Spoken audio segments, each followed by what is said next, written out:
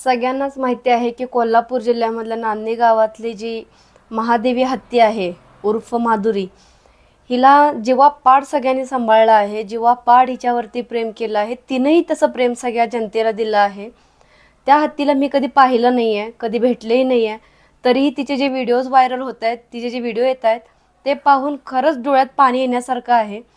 फक्त कोल्हापूर जिल्हाच हादरलेला नाही आहे, तर अख्खं महाराष्ट्र या गोष्टीसाठी हादरला आहे.